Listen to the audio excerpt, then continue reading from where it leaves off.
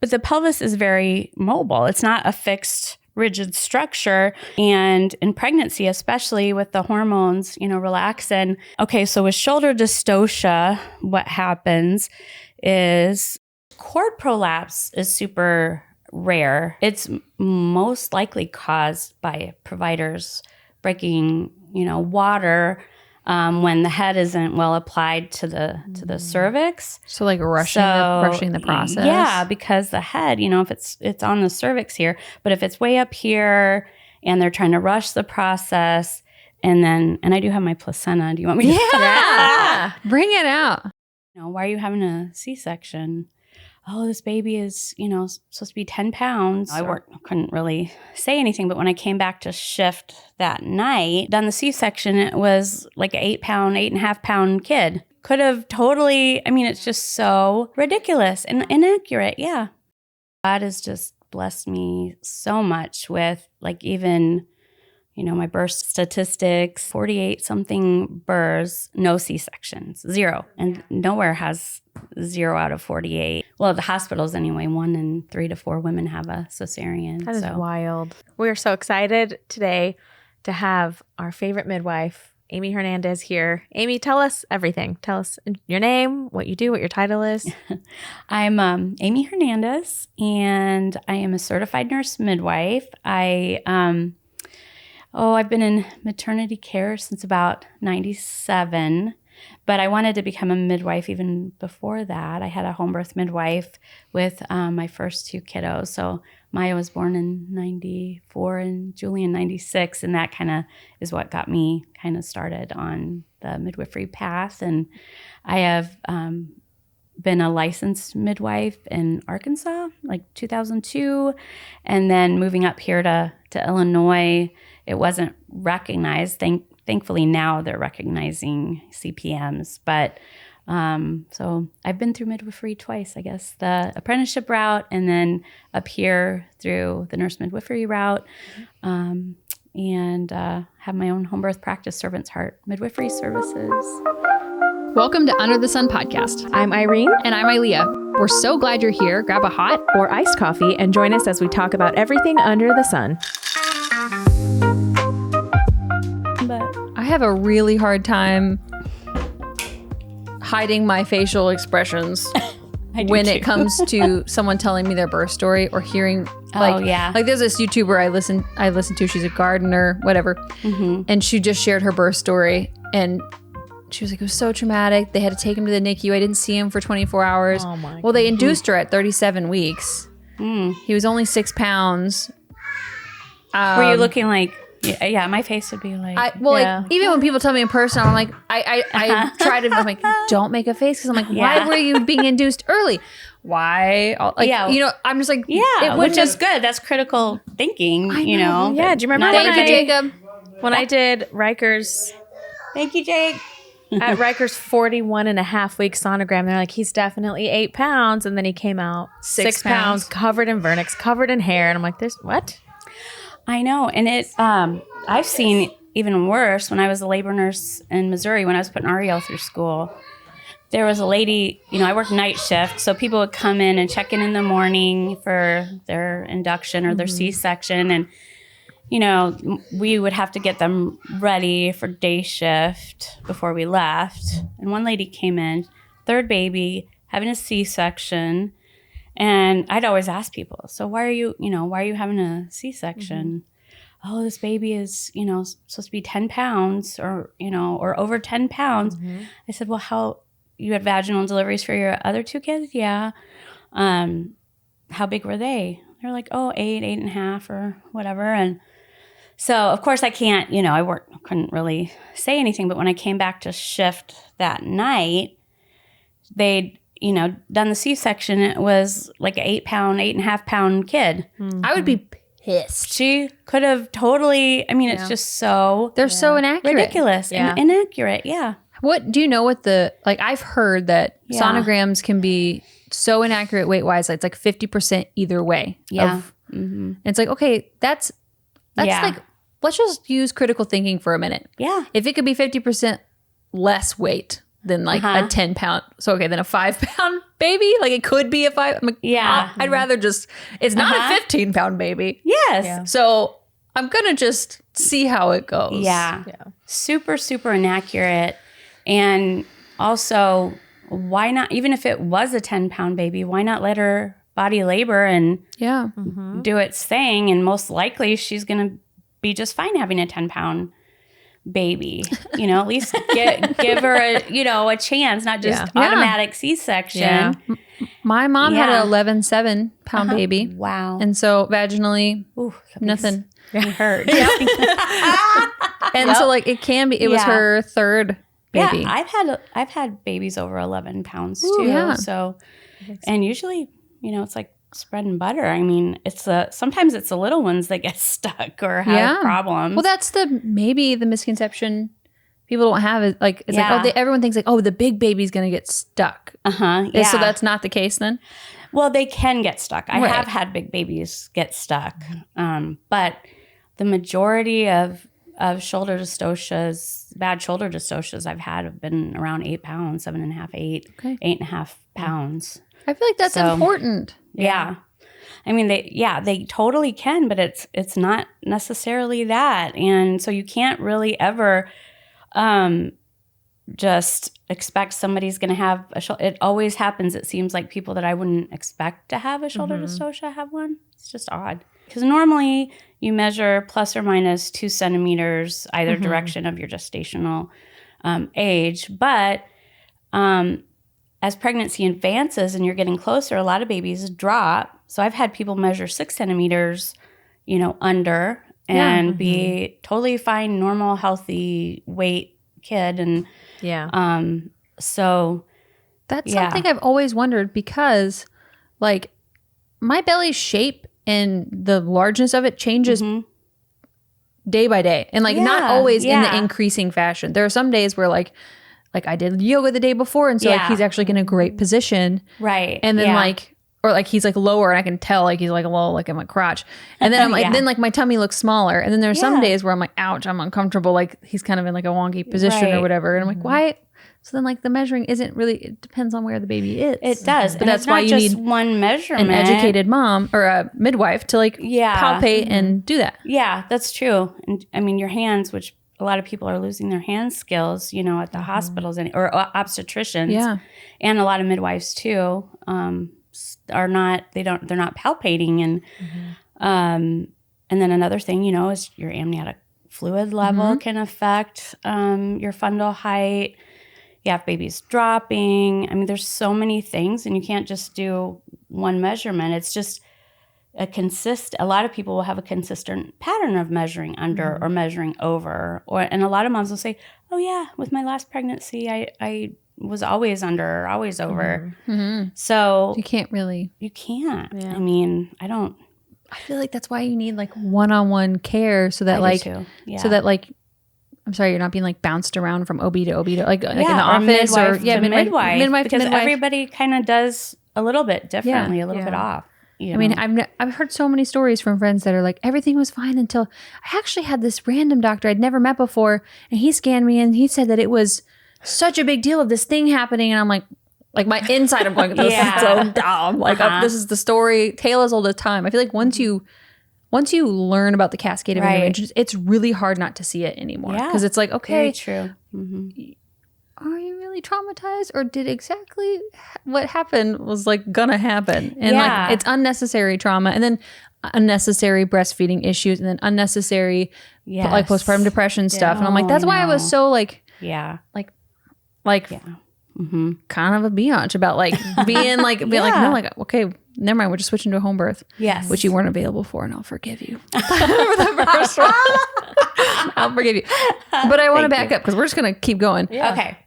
What would happen then? So if someone's listening and they're like, well, I had a shoulder dystocia in the hospital and was considering a home birth, but they said I couldn't, because I'm more susceptible. I have a friend who, because she had one shoulder dystocia, they told her she has to have C-sections now for the rest of them. And it's like, there's not just, correct me if I'm right, isn't there's just the way the baby's coming out or like the baby's positioned, or is it your hips? Yeah. Well, and actually, if you if you wanted to pause it, I have my doll and pelvis in the car. Probably should have brought it in. Oh my gosh, I'll get it. show I'm you. in a better position if you want me to go grab it. And, Okay, yeah. y'all chat. I'll go grab it real quick. Okay.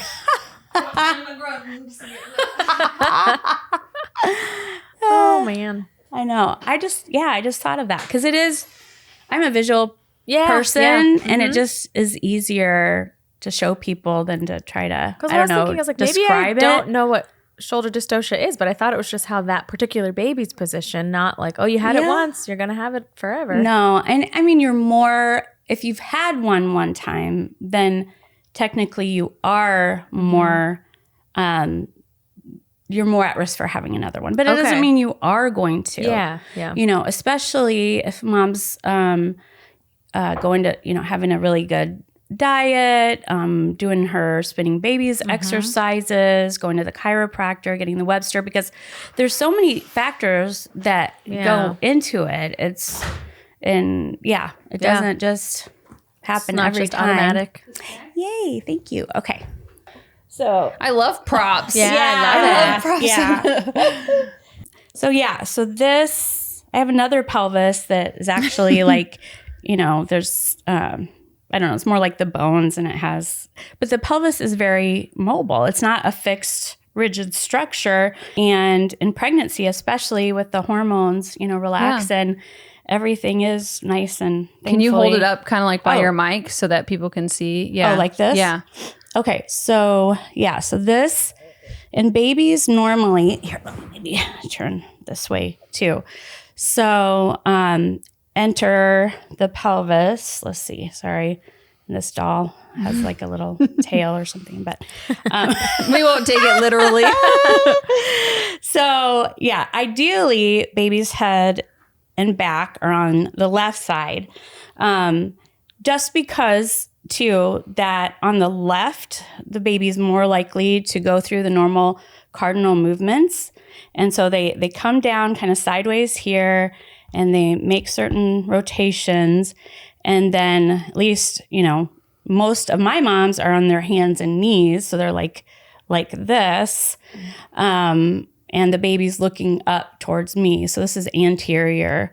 If the baby were coming, this way, this is a posterior baby, and that's what causes the sacroiliac joints to be spread, and you have to put the back pressure, squeeze the hips to close off the SI joint and help the mom with that back labor.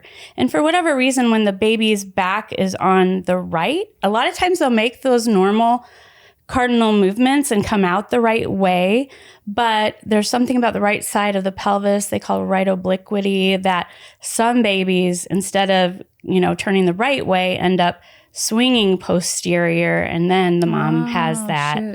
So that's why we say ideally babies are on their back on the left side.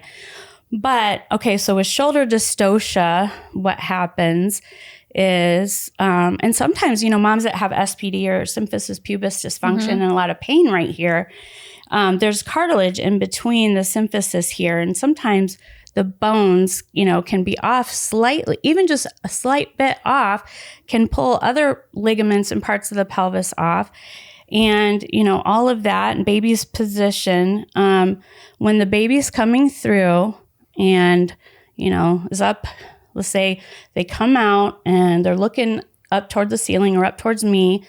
They do what's called a turtle sign. And that's one way I kind of think, all right, maybe there is a dystocia. Okay. So baby's head will kind of retract back on the perineum like this. And that is a sign that this shoulder or the anterior shoulder is hung up or caught in that little groove here on the symphysis. Yeah. So, usually if that happens, the next contraction, I have mom put her leg up and do what's called running start position. So she's in that, opens the pelvis a little bit more. Sometimes both legs up, or like a squat will open the pelvis a little bit more. And that shoulder will just, come through. Yeah. But let's say it doesn't, if it's pretty impacted, then. Do you have brain fog? Are you lethargic? Do you have digestion issues? Do you not poop enough? Are you pooping too much? Do you have angry outbursts? Does your butthole itch? Irene, does your butthole itch? Don't answer that. Don't answer. I'm going to answer. Well, if your butthole itches, what does that mean? Question. That means you have a worm. Or many worms. Lots of worms. And I know what you're thinking. Worms, are you kidding? That doesn't happen. I've not left the country. Yeah, it happens. Guys, like, you can go touch the soil in your front yard and get worms from there. Like, because if you have pets, they lick you. We're disgusting, honestly. And like food, like produce, if it's not cleaned properly or if it's grown and like, they're everywhere. Yeah. So most cultures cleanse once a quarter. Yeah. So deworm themselves all the time. You gotta deworm yourself, and we have the perfect brand for you. Yes. Rogers Hood is where we get all of our parasite things from. She has this kit. It gives you everything you need. It has 3 tinctures. There are... And heavy metals, too. It pulls heavy metals out. It's so great. Yeah. I did it. I'll just say it. I did it. And the very first day that I started the tinctures, an 8-inch tapeworm came out of my butt. 8 inch. So... And... I mean, I have left the country on like cruises, but it's all sanitary and everything's washed and they're there. It's just life, and we have to just cleanse regularly. Yeah. So use our code UTSP10 and you won't regret it. And I, just have to slide my hand up and, sweep out. This is the posterior arm. So I sweep that out, and then that creates, enough space, and then baby comes out. Or sometimes too, you go up and you just rotate the baby just a little bit to get it unstuck. Mm-hmm. So then, forgive me, I'm hijacking this whole thing. Yeah. Why are doctors so afraid of shoulder dystocia? Why is it such a because they've lost their hands on. Yeah, they have no skills. Yes. Sorry, but besides cutting open. Yeah. Right. And I'm sorry I'm cynical, but like... Yeah. And if a mom, let's say, is in the hospital and she has a shoulder dystocia, it's a high liability, high lawsuit area. Because there can be damage. And what they do in the hospital, they don't flip them. So flipping a mom over on hands and knees is also called the Gaskin maneuver, Ina Gaskin. Yeah. But if a mom has an epidural, some moms can still flip over. But if that shoulder, the mom's, let's say, on her back, legs up and everything, they do what's called McRoberts. So that's getting the knees way back. I even saw one mom, a provider, dislocated her hip doing that. Oh my gosh. Yeah. Yeah. Ugh. Not good. I could barf. Oh, that's ow. Yeah. And then the nurses jump up and, basically you're just doing supra or above pubic pressure. So you're just shoving this arm like that underneath. So that's what, super pubic pressure. And that just larges that's so the much arm. more violent than what, not that I'm sure that has its place. Everything has its place. Like it does, but like that description is so much more violent than what you said. Like, you just kind of slip your hand up and just like rotate them a little. Yeah. I think that's what happened to Jeanette. Was in a birthing. I think that's what happened to her. No. Something similar, because she was at a birthing center and everything was all natural, and they had to get her out of the tub because the heart rate actually was going. But the baby came out with her hand like this. Oh yeah, I've had babies come out. And she said what happened was they told her husband grab her leg and pull, and the nurse went behind and just shoved down from the top to pop. But horrible. I know. So is that not something you would do? But it's like that was okay. Every time she tells that story, it gives me like goosebumps. I'm gonna like barf. No, I would never do that. So you would never do that. No. Okay, tell us why you would never do that. Well, number one, a lot of times you don't know where the placenta is. So if the placenta is up here or it's fundal and somebody's shoving it, you could potentially have like an abruption type thing where pieces of the placenta coming out or, or it dislodging part of it, but part of it's left inside. I don't know. You just never want to do that. Yeah. That is not, I don't know where she learned that. But no. And that's not in any textbook. That's not a technique. And that's not here. That's in another state, but like, it shouldn't be anywhere. It should not be anywhere. It was still not under the common place that we all know. Midwifery care. It was Oh, still that's under right. midwifery It was in a birth center. Yeah. Wow. They pulled her out of the tub because the heart rate was getting like to a dangerous point, and we're like, okay, we got to get this kid out now. So usually what I do when the mom's in the tub, because my tubs are big enough. I don't know, birth center tubs are probably not big enough. You'd probably have to get the mom out. And when I was not like when I was midwives. there, You're special. I would not have survived my first labor. I would not have survived my first labor if you weren't there. Yeah. I think we should say that this is Amie Hernandez. She's I would have survived. I'll not be so dramatic. But I'm very thankful. I probably would have transferred out. I would have tapped out. I think. I knew nothing at that point to help her. I have such regret in my heart. I mean, you don't know until you've lived it. And then once you've lived it, it's like, okay. You have to be with the mom. You can't. There's a lot of birth centers and places, even though I still think birth centers are, 100% better than delivering in a hospital. Yeah. I mean, hospital, there is a place for that if you're really high risk and all that. But just having the rotating shifts, which a lot of them are doing now, and they're doing, 12-hour shifts. So let's say, and they're not in the room the whole time. They have RNs that are monitoring baby's heart rate. Yeah. And if you don't have a doula with you all the time, your midwife is not going to really, they might come in and check on you, but they're not going to really come in until you start pushing nowadays. It's just, they don't do labor. It's very hospital-esque there's no labor support. It's not a labor support situation. Whereas I've just always been that way. I mean, God just wired me that way. I mean, if I'm with a mom, I want to, give her my full attention. And I really believe that's what helps get her through, because if we switch shifts, let's say while I was there and you had a midwife that maybe you didn't know as well, and you felt more, and sometimes you don't even realize what you're feeling, but it can alter labor. You can have more pain. It can shut it down. And then you're discouraged. And then you're like, oh, I just want to go have an epidural or go to the hospital. And then a lot of moms do throw in the towel. Whereas if I'm like, no, you've made some progress. You're doing great. Let's just keep going. You're fine. You're safe. Baby's safe. Yeah. And just keep reassuring that mom. I don't know. There was a point where you weren't even talking to me. You were talking to her, Jacob. Oh, and I heard you say, I had back labor with 2 of mine. So somewhere, you weren't even talking to me. And somewhere in my subconscious, I was like, well, I guess I'm going to survive because she did it twice. So like even the subconscious talking to other people in the room. Crept its way into my brain. So that's good. And it does. Like, it's like, okay, I can do that. This, this midwife believes in me. Yeah. She says I can do it. I'm going to keep going, and so it is, it's sad because I think a lot of birth centers now have a higher transfer rate, because of this model of care. They're just mimicking kind of what. I get it because like a 12-hour shift is long. Yeah. And I've worked in the hospital setting. Like I've worked, the 12-hour shifts are hard. And then especially if you're, third shift is very hard. Everything is hard. Yeah. Right. It has its own version of hard. But like also. Yeah.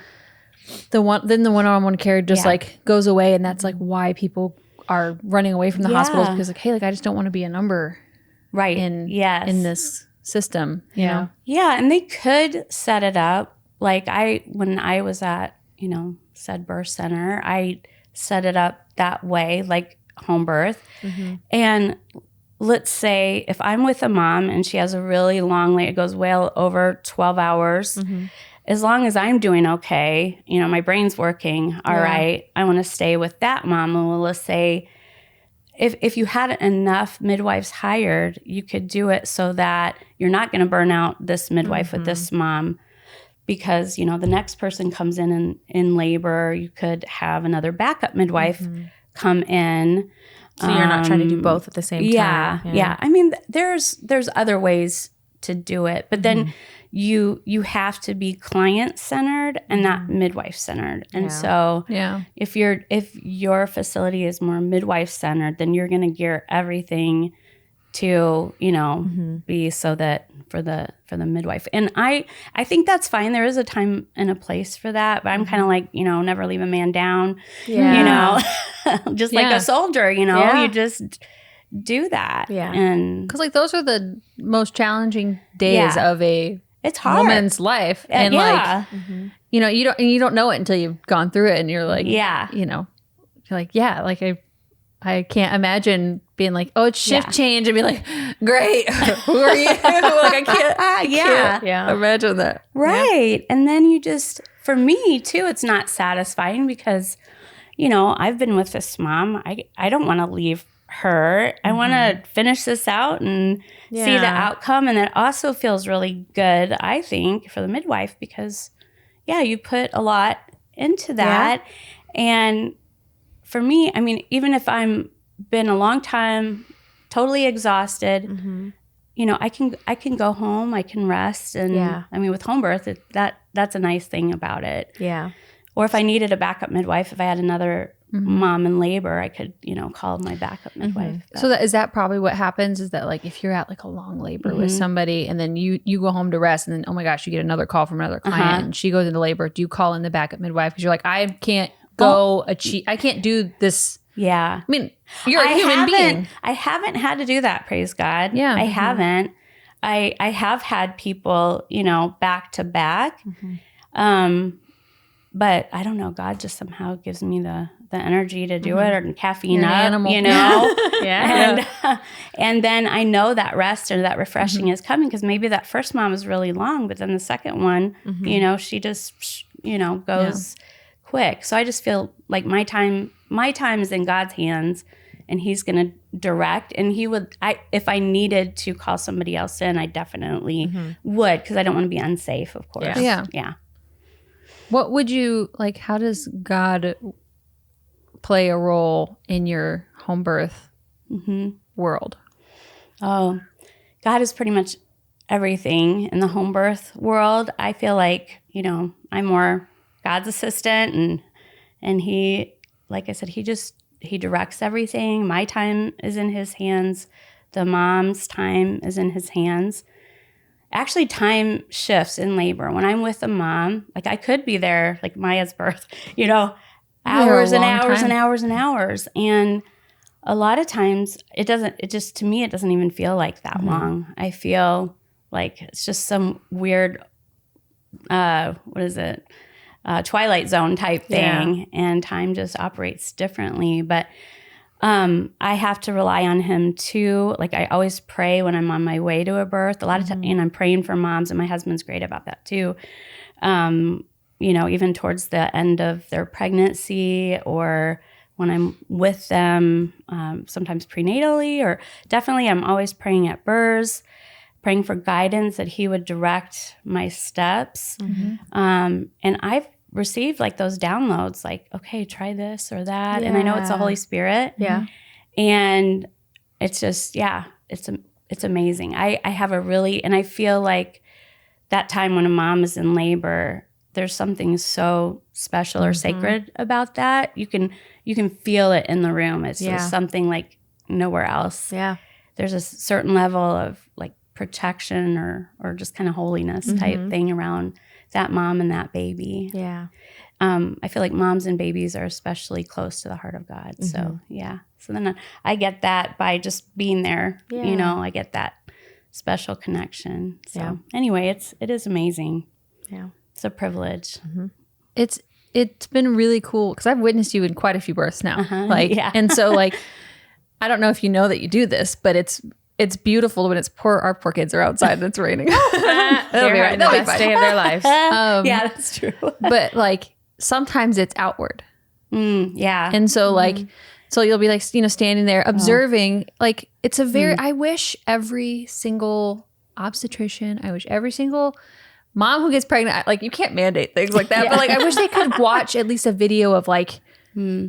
What it could look like, because like instead of like in the hospital where it's always like panic, everybody rush in and it's a whole thing, and sometimes that's necessary, but like it's very interesting to observe you like you usually like have your hand on your hips and then you like look and then you're like, dear Jesus, and like you start talking. I guess I didn't realize. And you start talking out loud, which actually many times I'm like, I wish I could mic her, and I'm like, that's like, I'm like, I should just mic her because like you talk a lot under your breath, and it's a beautiful thing to witness because it's like an open dialogue with God. And like, I'm like, if that's not how my midwife has a communication with God, then I don't like, then I don't want it. Cause it's, cause like it is, the veil is thin. Yeah, it is. That's a good way to put it. Yeah. It is. The veil is thin. Yeah. Yeah. And I guess I know I talk to God all the time, but I guess sometimes I maybe don't realize that I'm doing it. It's cool. But it's cool though. Like it's really cool to witness like, as like either the friend in the room or like just the person who's videoing, because that's usually me or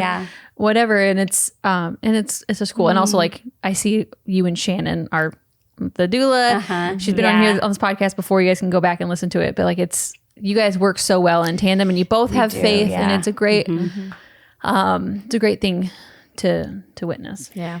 Yeah. I think that is, God has just blessed me so much with like even my birth statistics, and it's just, I don't know. Do you know those off the top of your head? Not on the top. I did post last year's on Facebook. So on my Servant's Heart Facebook page. Yeah. I'll put it in the description below just so that people can see I didn't have any, no, I think I had something like, I don't know, I could be wrong, but it was like, I think 48 something births, no C-sections, 0. That's amazing. That's amazing. Nowhere has 0 out of 48 anywhere. Now it's like, well, at the hospitals anyway, 1 in 3 to 4 women have a cesarean. That is wild. But and I don't, like I said, I don't take credit for that. God's just been so good. Yeah. I was going to see if I could find it real quick, but. Might be down. I don't think I got mine done. Was it Valentine's Day? I was going to say, I was a little 2024 late was a great year. 45 births total. Here's the breakdown. 45. 24 girls, 21 boys. Smallest baby was 6 pounds, 1 ounce. Biggest baby was 10 pounds, 14 ounces. God, don't let me break that record, please. Hey, you could be my 2025 there you go. Record. Vaginal births, 45. C-section, 0. Primates, which is first time mom. Did I say that right? Yeah. First time moms, 6 first time moms. Which is amazing. And that is first time moms. Yeah. No C-section because they're the higher ones that have C-section. Well, that's like, I heard it a lot. All vaginal. They're like, oh, are you sure you don't want to like do your home birth or like a birth center like the second time? Like once you like make sure things work. I'm like just because something doesn't work once doesn't mean it's not going to work forever. How did we get here? If all of our ancestors, like true, there would be no people. And I know things happen, but and a lot of people, it is kind of funny though, but a lot of people do that. They go to the birth center for their first baby, which is their longest, hardest one, and then they're like, they get that confidence, and they're like, hey, I could do this at home, and then they come to me or another, home birth midwife. So, yeah. Or you're just or they have to do a birthing center twice because their husband's insistent that the tub will break the floor of your house. It's fine. Yeah. Oh, yeah. I've had a lot of dads worry about that. I'm like, well, I've never fallen through a ceiling yet. Well, and actually last night we were laying in bed, and when the weather cooled down, I woke up to a loud crack. I was like, was that our house cracking? He goes, yep. I said, okay. And then I went back to sleep. So in our case, it may actually fall through the floor. But you can give birth here. We just bought this couch because it has a pull-out bed. That's what I said. And he said, no, that's weird. I'm just going to not give him an option. I'm just going to show up. Not as close as you guys all are. Now I think it's great. We've both seen all of each other's bits. There you go. Yep. There's not much left up to the imagination. But it's to the point where like Dave, like it's a thing with men. Yeah. That like, he's like, you can't give birth up. We can't set the pull up stairs because like you'll fall through if it like, or whatever. And I'm like, okay. And so I was like, I've been in some we're in a older, houses. I've been in, although the old ones might be more sturdy. Solid wood. Yeah.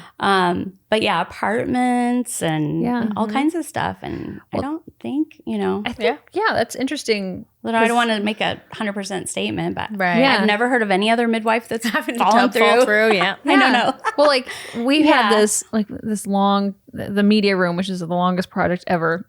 But when you don't have the time, you don't have like either the $3,000 for the flooring that's going to fix it or whatever. So Dave's like, he's like doing that this weekend, and it's his thing that before birth is like stressing him out. He's like, I need to get that floor done so that we can put up the wall, and then that's the room we'll set the tub up in. And I'm like, worst gets to worst, this living room floor is just this fine. is great. Yeah. But this is great. bless his heart. That's the way he's showing. Yeah. He's showing. That is his way of sweet. preparing. That is love. Yeah, but like that's, I mean, yeah, dudes. Okay, so then you said apartments. I've heard also women say like, I can't have a home birth until we have like our home, our home, like a house. Yeah. Is that just a myth? It's a myth too. Yeah. Although this has been a few years ago. I had an apartment birth, and I don't know how the landlady, they had a terrible landlady, just, I don't know, mean. Yeah. Okay. And somehow she found out she was giving birth there. And, you know, when you're renting that space, It's yours. It's yours. Yeah. I mean, you can't, you know, defile the property or anything, but they can't tell you, I mean, that you can't give birth in your house. Yeah. What would they do if you precipitously delivered at the house, Yeah. you know? So so she did have some stress over that, but we ended up having the baby there at her apartment, and That's crazy. the landlord couldn't do anything, you know, about it, Yeah. but it just caused stress, Yeah. which isn't good. Yeah. Yeah. So, Okay. Well, what happens in a birth, back to like emergencies? Because we asked our Instagram following about like how do you handle other emergencies and like, I don't know, like cord prolapse and I don't things like that. Like yeah, which cord prolapse is super rare. It's most likely caused by providers breaking, you know, water when the head isn't well applied to the cervix. so like rushing the process. Yeah, because the head, you know, if it's on the cervix here, but if it's way up here and they're trying to rush the process, and I do have my placenta. Do you want me to? Yeah. Bring it out. Oh, did I pull something? Okay. Nope, you're okay. So yeah, here's my, and I do have a uterus that I knitted too. Here, here's my, You're amazing. I saw it on Etsy for like, I don't know, $60. I'm like, I could do that. Yeah, so, you know. That's beautiful. Thanks. I'm going to film from this side just because I'm not sure how low that angle is. But So the placenta here, and oh, it Velcro's on. That's so cute. yeah. And then the baby, here is the amnion and the chorion. So the bag of water is 2 layers. And then the baby, let me know if I'm No, you do going your too thing. slow. I love props. And I love birth. Yes, I know I do too. This is great. I could talk all day, you guys. We could, you know, it'd be fun. I love it. So when the provider goes, let's say there's a lot of water here and the head isn't well applied to the cervix. They take their little hook. It looks like a crochet hook, and that makes me want to vomit a little too. They snag the bag, and then, you know, especially there's a lot of amniotic fluid and there's a big, you know, gush. Then what happens is that this cord gets washed. Oop, sorry. Well, this baby's, that's not good. Don't want to do that. Well, this is also a Velcro doll. Yeah, that's true. That's all right.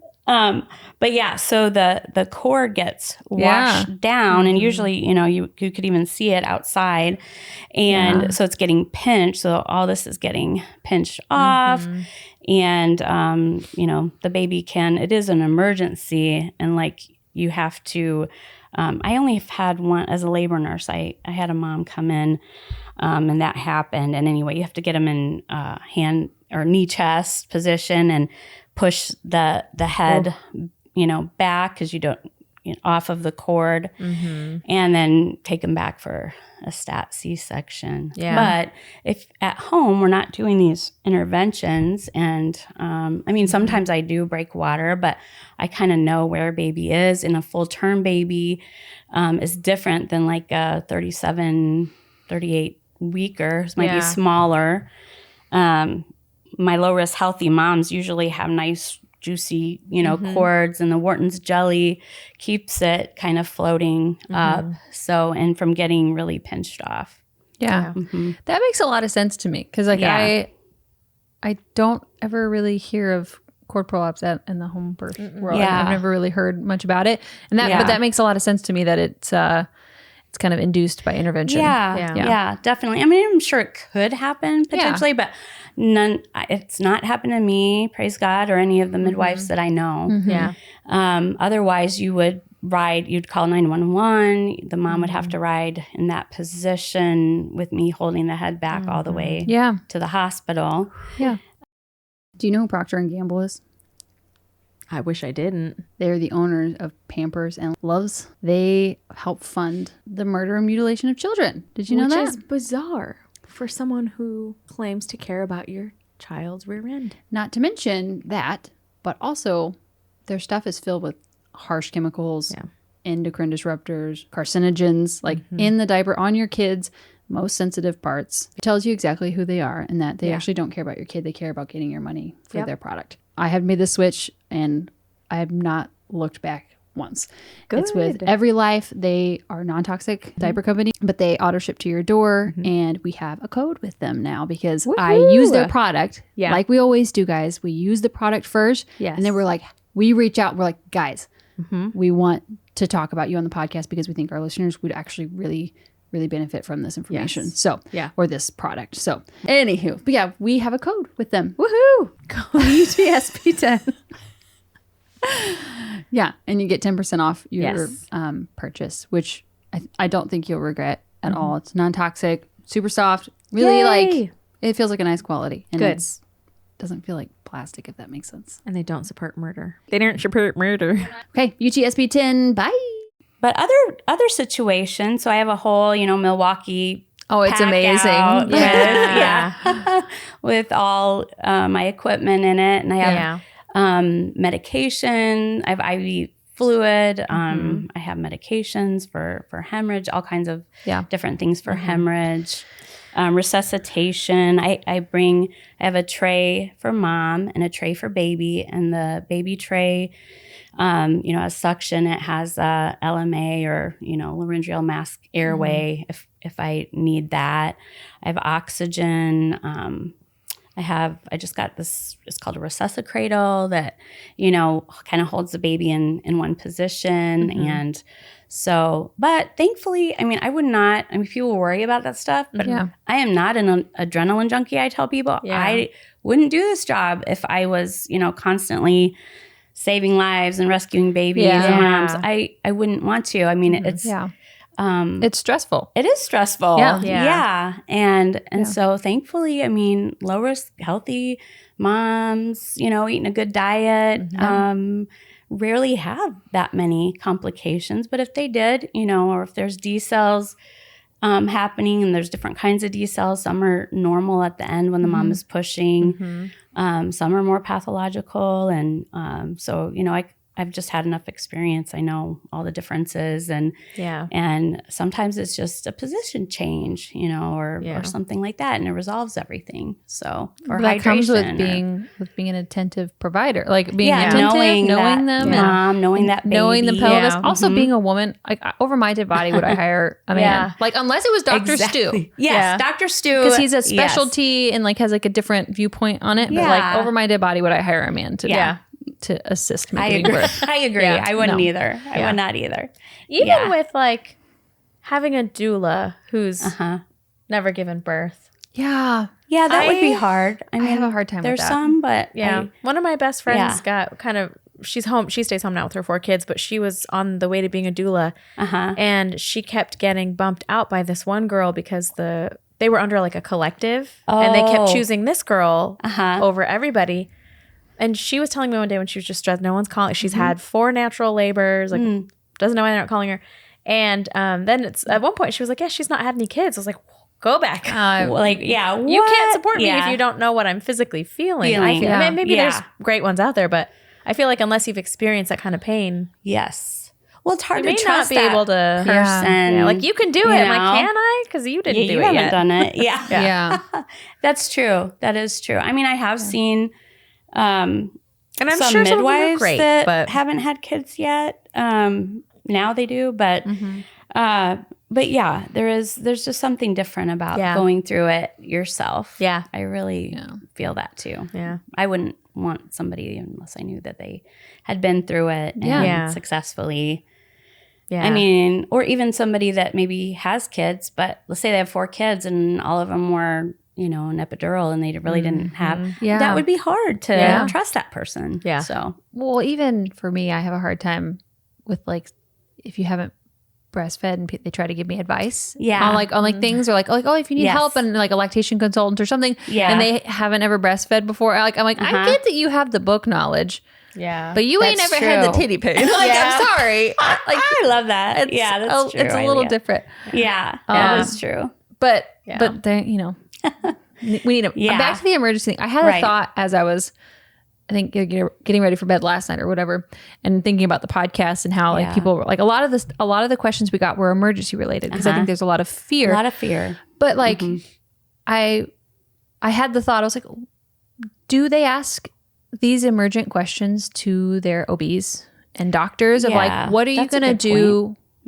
Like, what are you going to do? Yeah. Like, we don't ask, like, what's your C-section rate? What is the scenario that you're going to take me back without basically my, wanting to, like, what's the scenario for an episiotomy? Like, we kind of, and this is not a judgment on anybody who asks questions. I think it's good to ask questions, but like, we kind of need to make it the playing field a little bit more even for like obstetric, even if it's midwife in the OB model of care, but like, hey, like, just to like keep everybody accountable. Like, hey, like, I want to know, like, what would you do in a prolapse? Like, I want to know in an OB, like, right. Or are you going to jump up and like elbow my belly to get the kid out? Like, I want to know. Oh, that's like, and not everybody, like, I have a friend who, she was like, I never researched anything about birth. I just went into it and it was fine. And I was like, oh, okay. Like, I am not that person. But I'm not that person either. I need to know like the scenarios, and so that I can like mentally be like, yep, I needed a C-section. Yeah. Yep, that's like, I'm happy with that decision.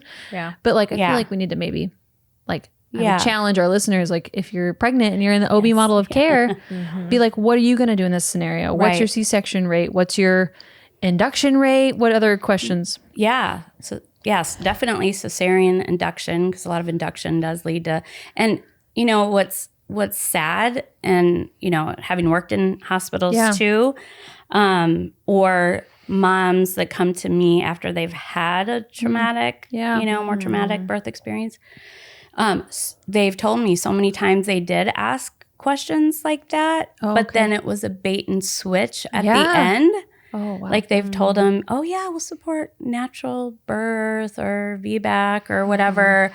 And then as they're getting closer to their due date, they're, instilling seeds of doubt. Like, oh, this baby is looking big.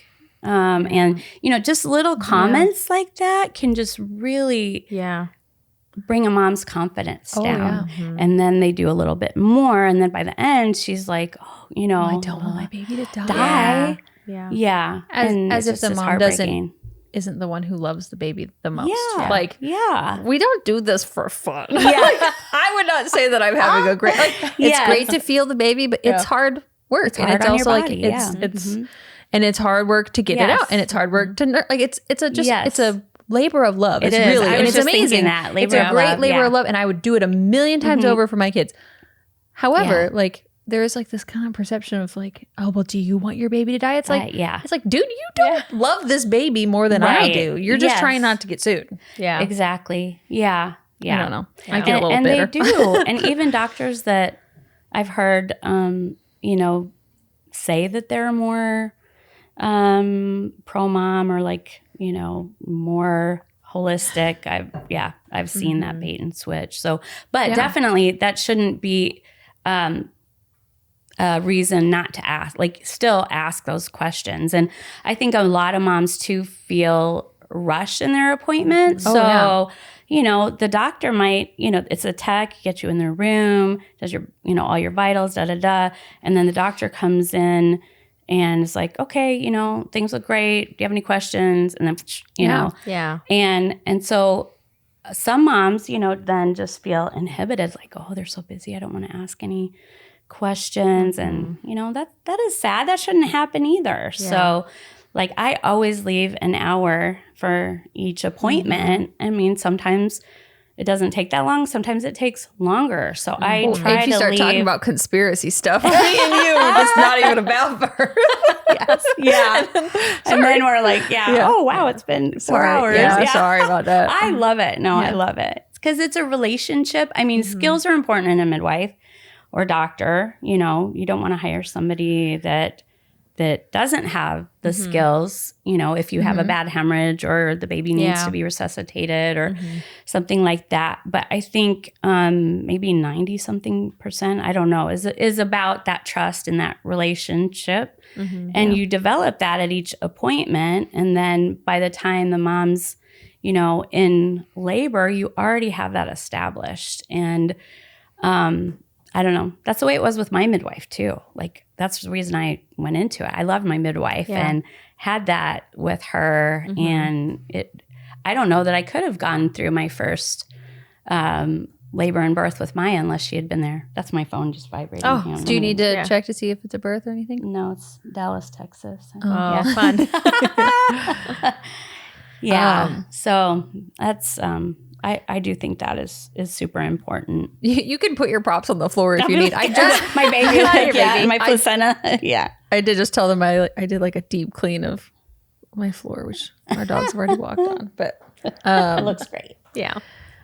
Okay, so one of the other questions that we have is about GBS and how for just my observations, it just said, you know, how to heal and reverse GBS. And I think not a lot of people realize that you can do that. You can. Yeah. And what I thought was new, because I didn't have this, because I switched, and you can feel free to chime in. I transferred from the birth center to home birth at 37 weeks, I think. And then, right as soon as I went under the care of that midwife, we did the GBS test and it was positive. And then I was like, give me 2 weeks, I'll reverse it. And then she was really shocked that that was something I was going to do. I was like, no, give me 2 weeks and we'll retest. And she was like, well, okay, but it's going to cost again. I was like, okay, whatever. It's I don't want antibiotics and liver. It's fine. That's fine. Right. And so, I think a lot of people don't it's once you just get that positive, there's nothing you can do. Debunk that for me if you can. Yeah, there's so much you can do. And if you were, you know, positive in your last pregnancy, then I encourage people too sometimes to stay on probiotics in between pregnancies, and then and that can change it too. But reversing it during pregnancy is doable. I've seen it happen, you know, many times when a mom is proactive about, you know, doing oral probiotics through her pregnancy, and then, you know, also doing oral and vaginal, which you can take the capsules, you know, and it has to be, so lactobacillus is the main probiotic of the vagina. It kind of polices everything. So there's lactobacillus rhamnosus and lactobacillus reuteri. And then there's a couple other ones, I think Silvis, and there's one that is a long name, but the two are the lactobacillus. So if you get a good women's probiotic and take that, so GBS occurs in about up to 30% of the population. It just lives in balance with the other bacteria and doesn't cause any problem. It's just part of the garden flora. And so it lives in the digestive tract, in the vagina, and sometimes in the bladder. So you have a higher colony count, though, if you do have it in your bladder. So you have to almost work, a little bit harder. But you can heal that up, too. I think so many people just don't know about natural remedies. I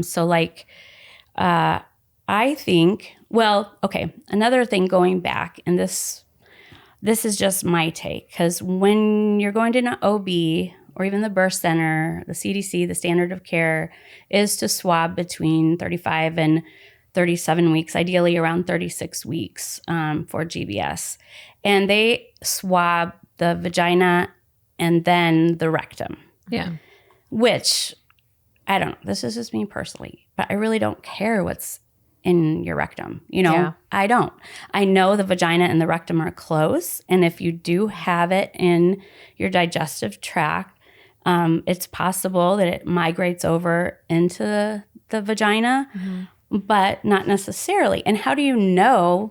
I just wonder, and I've tried to research this, and maybe there's an answer somewhere, but why do they do it together? If you're going to actually test it, why don't you test the vagina in one swab and the rectum in the other swab? Because then if she's positive just her rectum and not her vagina, why, then you're just going to give her IV antibiotics during labor. The baby is not coming out your rectum. So, anyway, so I just have people test the vagina, or, we do a urine culture too, early pregnancy, but you can reverse it. You can do, the probiotics, which is the number one thing. Aviva Ram has a good article on that. I think she's more pro, she's like a natural, she's an MD, but she's also, a midwife. And I think she's more leans on IV antibiotics, but antibiotics have other side effects. You see a lot of thrush in the baby, yeast infection, and thrush can be, I had that, with, after Maya was born. It's not fun with nursing and having that with your nipples. Yeah. So, they're not without side effects. And then also it's linked to more eczema, psoriasis, asthma, and some other things, in the baby. So, and we don't know, they haven't done a lot of studies on the long-term microbiome of the baby when the mom's getting IV antibiotics in labor. So we know for sure that it does affect their microbiome for up to like 3 months. And it's, if the baby's nursing, that can help, or giving infant probiotics. But so anyway, I just went on a long rant on that. Sorry. No, that was good. Well, there's also the big fear about like, well, if you don't do this, all of these complications. It's all fear. Yeah, it is. I get strep is the one thing that like freaks me out more than most things, because of this bacterial. And I'm like, oh, it's viral. We'll figure it out. Yeah. But with Nova, I was GBS positive. And then I got to the birth center, and because this labor was so different than my first, I was on the toilet laboring, and I heard somebody say, might have been Shannon, was like, she's not going to have time for the antibiotic. We'll just, because I opted to just do it. And I'm like, I'll do it, and we'll probiotic, and we'll herbal supplement. Yeah. And I think it was Shannon was like, she's not going to have time. And I'm sitting there because I can actually cognitively think this time. I'm like, what does she mean? I'm talking, I'm laughing, and Jacob and we're thinking this is going to be another 30 hours because it's so different. Riker, because I'm able to like communicate and crack jokes with people. And then she was out in 30 minutes. I was like, okay, glad Shannon knew what was going before. Shannon knows. I did. Yeah. But, and you know how sweet she is. She was not, we were at the hotel, and she's not ever going to be pushy, and she's never going to tell you what to do. But at one point she's like, do you think that you might want to go soak in the tub? And I was like, I guess, but I don't think they're going to let me in. Like, I'm so early. And she goes, let's just try to soak in the tub. And I was like, okay. But and I'm thinking in my head, if they send me back here, I'm going to be so annoyed. I had to ride in the car and contract. And then, there was my kid 30 minutes later. So that's awesome. That was her way of being like, hey, you're going to have this baby in the car. Go. In the one way. But Nova's been fine. Yeah. So, and I watched out, and I was a little worried. But she's fine. Well, in the bag of waters, I mean, there's other risk factors too. So if you're GBS positive and you go into labor at 37 weeks or before, just because the baby's immune system isn't as strong as like a full-term baby. If your water's been broken 18 hours or more, if you've had, I think it's like several, I don't remember how many, might be 5. But anyway, I think any, vaginal exams, which I'm rarely ever doing. And a lot of times I don't do any. Yeah. And let's see. So those are the main, if you get a fever in labor, that's another risk factor, 100.4 or higher. Those, sometimes antibiotics could be necessary. And you're supposed to technically have the antibiotic in 4 hours before you deliver. And if you have a fast labor, then, it's not really doing any good. Yeah. And she was in her sac. Until she almost made it 100% out, but as soon as her little elbow came out, she popped it open. But that's awesome. Cool. I have a picture of Shannon holding it up. This content is for educational purposes only and is not intended as medical advice. Please do your own research and find a trusted medical professional for personalized guidance and advice. We are not responsible for your decisions based on the information you hear on this podcast. Bye. Bye.